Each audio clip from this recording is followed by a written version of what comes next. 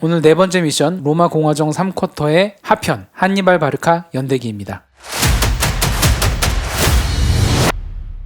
자, 이 지도는 1차 포에니 전쟁 시기의 지도입니다. 이 시칠리아 섬 동부의 시라쿠사 기억나시죠? 헬라 어파 세력이 고용한 라틴 어파의 용병이 문제를 일으켰고 그 용병이 페니케아어를 사용하는 카르타고 쪽에도 라틴어를 사용하는 로마 쪽에도 시간차를 두고 지원 요청을 하는 바람에 발발한 전쟁이고요. 무려 23년을 끄는 장기전입니다. 많은 자료에서 육상전에 강한 로마와 해상전에 강한 카르타고가 맞붙었으나 이 로마가 신묘한 꾀를 내어서 코르부스, 까마귀라고 하는 도구를 만들어서 해상전을 육상전화하여 승기를 장악했다는 얘기가 있는데 사실 이 코르부스는 초반에만 잠깐 효과가 있었고 나중에는 기동성이라든가 안정성 문제로 없어지고요. 그리고 카르타고 쪽에서는 5단 갤리를 이용한 충각전에서 굉장히 강점이 있었다고 하는데 이 전쟁은 길고 아까 로마는 뭐랬죠? 카피 앤 믹스를 잘한다고 그랬죠? 로마는 또 그것들을 흡수해서 자기식대로 개발을 해서 이것도 평준화가 됩니다. 이 1차 포에니 전쟁에서 굉장히 다양한 전투와 전략 전술과 각종 무기의 개발 그리고 다양한 공적과 삽질들이 나오는데 다 지나가고요. 어쨌든 이 23년간의 긴 전쟁을 거쳐서 로마가 판정승을 하고 이 로마는 처음으로 시칠리아 속주라는 것을 얻게 됩니다. 그리고 이 전쟁 막판에 활약을 했던 장군 이름이 하밀카르 바르카고요. 이때 나온 아이가 그의 아들 한니발 바르카죠. 한니발 바르카는 기원전 247년 출생을 했고 이 시기와 같은 해에 아르사케스 1세가 파르티아를 창건해서 셀레우코스 제국을 잘라먹기 시작을 했고요. 더 동쪽에서는 영이인이 왕이 된 지 3년 만에 사망을 하고 그의 아들인 진왕 영정, 한니발의 띠동갑 형인 진왕 영정이 12살의 나이로 즉위하게 됩니다. 기원전 247년, 굉장히 의미 있는 해죠. 그리고 한니발의 나이 6살인 기원전 241년에 1차 포에니 전쟁이 종결을 하게 되고요. 그 다음 해에 멀세나리 워라고 해서 카르타고 지역에 용병의 반란이 일어나는데 이때 어버버 하는 사이에 카르타고는 로마의 사르데냐와 코르시카를 뺏깁니다. 그런데 카르타고가 이 기간에 어버버 한 것만은 아니고요. 워낙에 재정적 베이스가 튼튼한 나라였고 사람들이 똑똑했기 때문에 굉장히 빠른 속도로 국력을 회복을 해나가서 다시 로마의 위협적인 존재가 돼갑니다. 그 가장 큰 계기가 한니발 바르카의 아버지인 하밀카르 바르카가 1차 포에니 전쟁을 겪고 나더니 이대로는 안 되겠다. 이베리아 반도 쪽을 우리의 거점으로 삼아야겠다 라고 생각을 해서 이베리아 반도에 카르타고의 세력을 쫙 넓히는 작업에 착수를 합니다. 이때 9살의 나이로 한니발이 아빠를 따라서 이베리아 반도 혹은 히스파니아 지역 쪽으로 따라가게 되고요. 그렇게 히스파니아 지역의 켈트계 혹은 이베리아계 원주민들을 복속을 시키며 이베리아 반도를 잘 넓혀가던 하밀카르 바르카는 기원전 228년 한니발 19살의 나이에 사망을 합니다. 그 뒤를 이어서 사위이던 즉 한니발 바르카의 매형이던 잘생긴 하스드루발이 사령관을 물려받아서 이베리아 반도 지역을 잘 개척을 해나가는데 이 하스드루발도 기원전 221년에 암살을 당합니다. 그래서 26살 된 영민한 청년 한니발이 이 히스파니아 지역의 카르타고 총사령관이 되죠. 그리고 그 다음 해부터 일종의 독립도시인 사군툼을 두고 로마와 카르타고 사이에 알력 혹은 오해 등이 쌓이기 시작하는데요. 결국 기원전 219년 28살의 젊은 사령관 한니발은 사군툼을 함락하고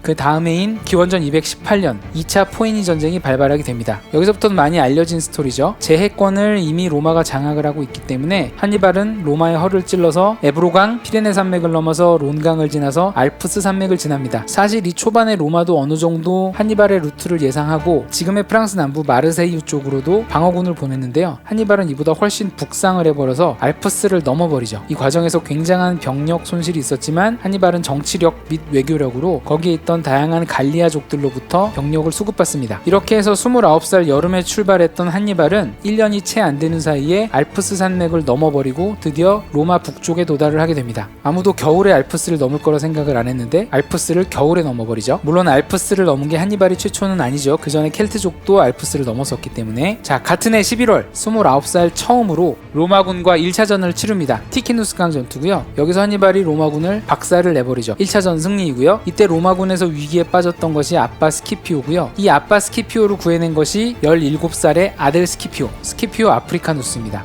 이때 간접적으로나마 띠동갑인 형 동생이 처음으로 조우를 한 것이고요. 그리고 그해 12월에 이탈리아 북부 롬바르디아 평원에서 트레비아 전투가 열리는데요. 여기서도 한니발의 카르타고군이 대승을 거둡니다. 2연승이죠. 그리고 이제 겨울을 나고 나서 그 다음에 한니발이 30살 되던 해의 4월 달에 굉장히 유명한 트라시메노 호수 전투를 이룹니다. 여기서 한니발은 허를 찌르는 기습작전이라든가 고지대 매복작전 등 신출 규모란 전략을 통해서 수만 명의 로마군을 트라시메노 호수란 곳에 다 수장을 시켜버립니다. 로마 입장에 입장에서는 굉장히 큰 괴멸적 패배를 당한 것이자 사면패를 당한 것이잖아요. 그래서 다급해진 로마 언론은 독재관 제도를 부활시켜서 명문가 출신의 정치가 퀸투스 파비우스 막시무스를 불러옵니다. 여기에서 나오는 전략이 그 유명한 파비우스 전략이죠. 파비우스 전략은 쉽게 말하면 적의 보급로를 끊고 지연전을 하는 것인데요. 이 사람이 간파하는 것은 로마의 적은 한니발이 아니라 카르타고기 때문에 한니발의 도발은 절대 응하지 말고 한니발의 보급로를 끊어버리며 한니발이 약탈하려는 곳은 모두 미리 비워둔다. 그리고 한니발 군대가 분산되어 있을 적에 한니발 외에 다른 장수가 이끄는 군대들만 골라서 친다 라는 장기전 전략으로 들어갔죠. 일종의 아웃복싱을 시작한 것이고요. 한니발 입장에서는 굉장히 난처할 뻔했는데 그해 9월에 아게르 팔레르누스 전투에서 한니발이 파비우스의 포위병을 극적으로 빠져나간 적이 한번 있었고요. 4연승이죠. 그리고 그 다음 달에 게로니움 전투에서 파비우스가 지휘하지 않는 다른 로마 군대를 또 깨부숩니다. 그리고 한니발도 머리가 좋은 것이 한니발은 로마의 다른 거점들은 다 약탈하고 파괴하면서 파비우스의 관할 지역이라든가 파비우스 군대만은 건드리지 않고 지나다녔어요. 그래서 로마에서는 안 그래도 이 지연전 자체를 마음에 들어하지 않는데 4차전 5차전도 지고 나니까 12월 달에 독재관 임기가 끝나자마자 파비우스를 쫓아냅니다. 그리고 다시 아주 호전적인 두 집정관을 들여오고요. 로마 전체 병력의 약 10% 이상을 차지하는 대군단을 모아서 가장 큰 회전을 준비합니다. 그리고 한니발이 거기에 응하죠. 그게 바로 전 세계 전투사의 길이 남을 칸나이 전투고요. 이 칸나이 전투는 적은 병력으로 많은 병력을 에워싸서 거의 전멸시켜버리는 이른바 포위 선멸전의 교과서 같은 전쟁으로 불리고요. 150년 전에 마케도니아의 필리포스가 정착시켜서 그의 아들 알렉산드로스가 개량한 망치와 모루 전략을 가장 이상적으로 완성한 전투로 꼽힙니다. 로마는 전체 병력의 10% 이상을 잃었을 뿐 아니라 남성 노동인구 자체를 줄여버린, 그래서 로마의 인구 구조를 바꿔버린, 이로 인해서 자영농의 몰락 및 로마 재정으로 가는 씨앗까지 만들어냈다고 할 정도로 로마에 미친 영향도 대단했죠. 심지어 로마의 여러 동맹국들을 흔들리게 만들어서 이탈리아 반도 및 시칠리아 지역의 많은 동맹국들이 로마가 아닌 카르타고 편으로 돌아서게 만들고 마케도니아의 필리포스 5세까지 자극을 해서 이쪽 세력이 방정맞게 로마 세력에 찝적대는 영향까지 줬죠. 로마 입장에서는 사면 초가에 처한 곳이고 멸망 직전까지 갔다는 얘기가 나왔죠. 한니발 입장에서도 로마를 직접 치지 않고 이렇게 북부, 중부, 남부를 돌면서 로마에 괴멸적인 타격을 입힌 것은 로마 자체를 치기에는 병력을 부족하니 로마의 동맹들을 흔들고 전체 근황을 유리하게 만들어서 카르타고에 유리한 협정을 맺고 2차 포인 전쟁을 끝내도록 하는 것이 의도였죠. 그런데 한니발이 어떻게 할 수 없는 세 가지 요소 때문에 그 전략은 흔들리게 되는데요. 첫 번째, 파비우스가 돌아왔습니다. 그래서 로마는 다시 지연전을 시작을 했고요. 심지어 이제는 놀라라든가 카푸아 등 여러 지역에서 카르타고 군대에 로마가 승리하는 경우도 생겨나기 시작합니다. 물론 한니발은 계속 연전연승이지만 한니발이 이끌지 않는 다른 부대는 로마에 계속 패하는 거죠. 두 번째, 이탈리아 본토를 한니발이 찌른 것은 좋았지만 이베리아 반도라든가 특히 해상전에서 카르타고는 로마의 연전연패를 거듭합니다. 전체적인 판은 여전히 로마가 우위에 있던 것이고 한니발은 한니발대로 보급을 못 받으니까 자꾸 고립이 되는 거죠. 세 번째, 아까 로마의 몇 개 동맹국들이 카르타고로 돌아설 정도로 로마의 동맹이 흔들렸댔잖아요. 그렇지만 결국 로마는 적극적인 외교수를 발휘해서 이 로마의 동맹을 하나하나씩 회복해 갑니다. 많은 분들이 그 가장 큰 요인 중에 지난 시간 말씀드렸던 로마의 시민권이 큰 영향을 미쳤다고 하고요. 당장 자식 세대가 로마의 정식 시민이 될래? 카르타고의 식민 시민이 될래? 라는 질문에 다들 전자를 택했겠죠. 이런 요소들 때문에 첫 2년간의 6연승에도 불구하고 이후 13년간 한니발은 로마의 여러 숙적들이 그러했듯 개별 전투에서는 다 이기지만 전체 전쟁에서는 교착 상태에 빠지거나 오히려 밀리는 지지부진한 상황이 나오게 됩니다. 참고로 이러한 파비우스의 전략은 이후에도 굉장히 많이 사용이 되었고 이런 지연전을 써서 이긴 많은 전쟁 영웅들이 어느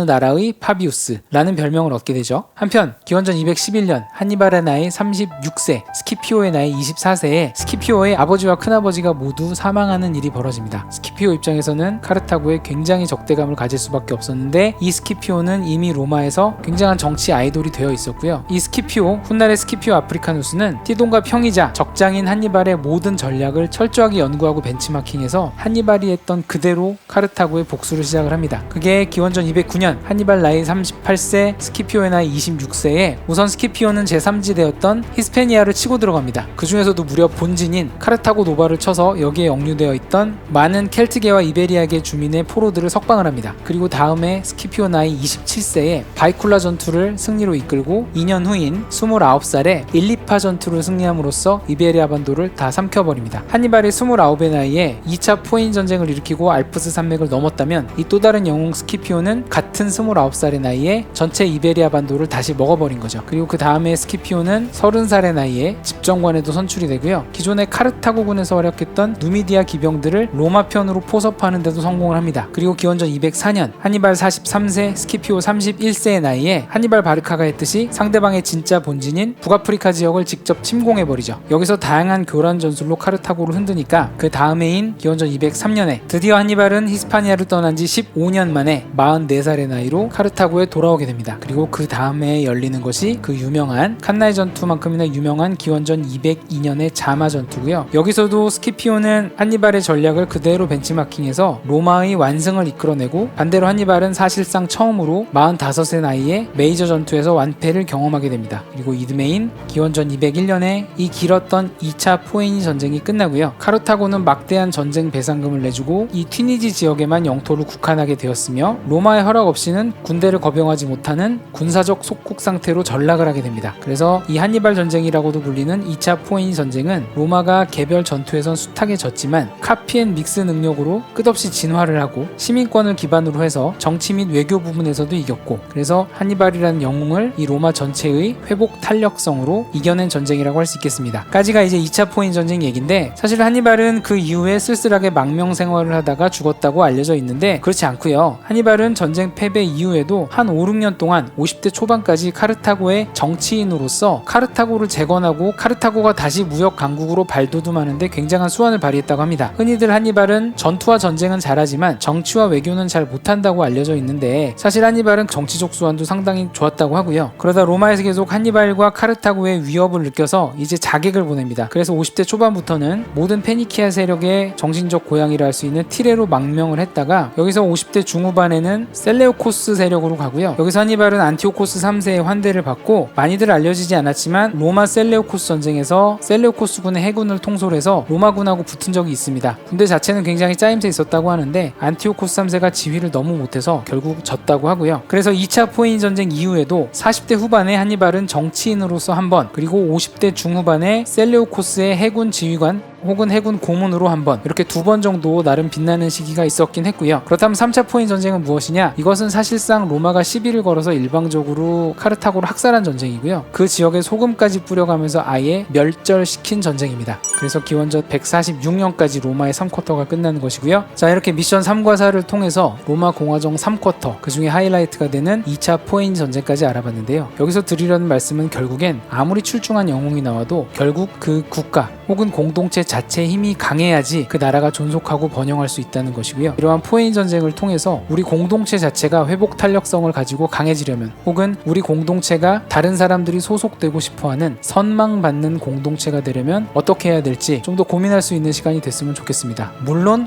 오늘의 키핏, 기원전 247년생 한니발보다 띠동갑 형이 진시황, 띠동갑 동생이 스키피오, 그리고 30살 연상은 파비우스입니다. 다음 미션 5와 6에서는 로마 공화정 4쿼터를 4명의 인물 위주로 알아보도록 하겠습니다. 감사합니다.